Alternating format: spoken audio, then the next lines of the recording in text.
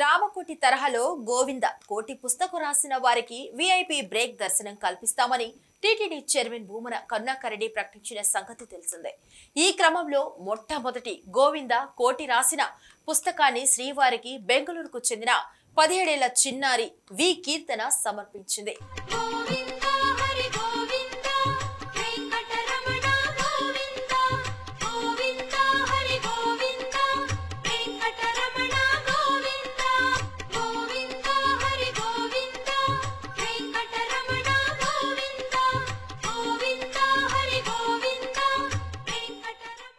ఆరు నెలల వ్యవధిలోని గోవింద కోటి పూర్తి చేసి తిరుమలలోని అర్జితం కార్యాలయంలో పుస్తకాన్ని అందజేసింది. దీంతో పాలక మండలి నిర్ణయం మేరకు కీర్తనతో పాటుగా చిన్నారి కుటుంబ సభ్యులకు శ్రీవారి విఐపి బ్రేక్ దర్శన భాగ్యం కల్పించింది టీటీడీ.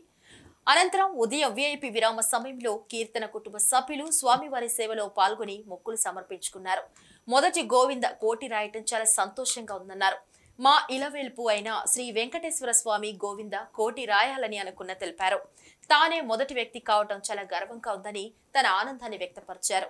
6 నెలల వ్యవధిలో 1,116 సార్లు స్వామివారి నామాలు రాసి టీటీడీకి సమర్పించారని తెలిపారు.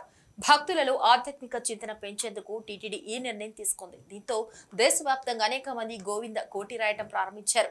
అలా 1 కోటి సార్లు గోవింద నామాలు రాసిన పుస్తకాన్ని తిరుమలలో అధికారులకు సమర్పిస్తే నిబంధనల ప్రకారం వారికి విఐపి దర్శన భాగ్యం కల్పిస్తారు.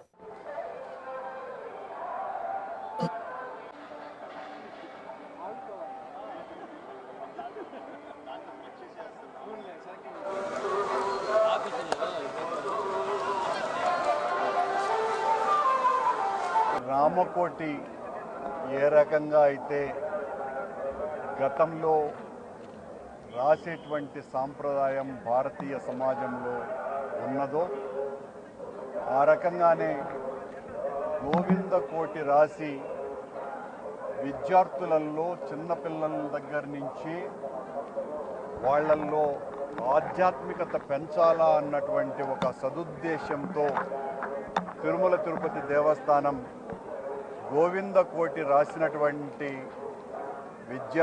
విద్యార్థులకు యువతులకు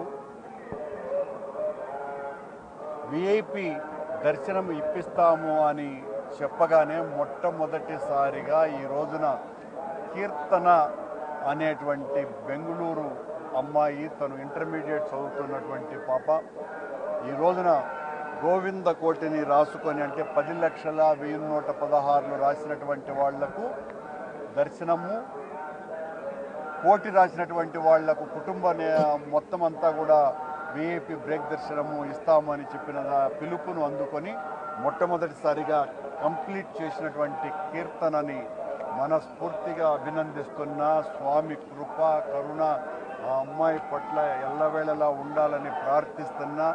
ఇలాంటి అమ్మాయిలు ఆ హిందూ సనాతన ఆచారానికి ఒక ప్రతీకలు, ఒక ఆదర్శము.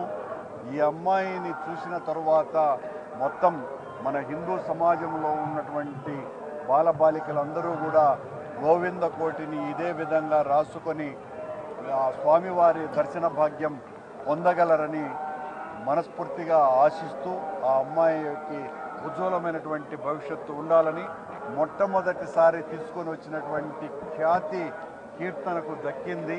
భగవంతుని ఆశీస్సులు పుష్కలంగా ఈ అమ్మాయికి ఉంటాయి.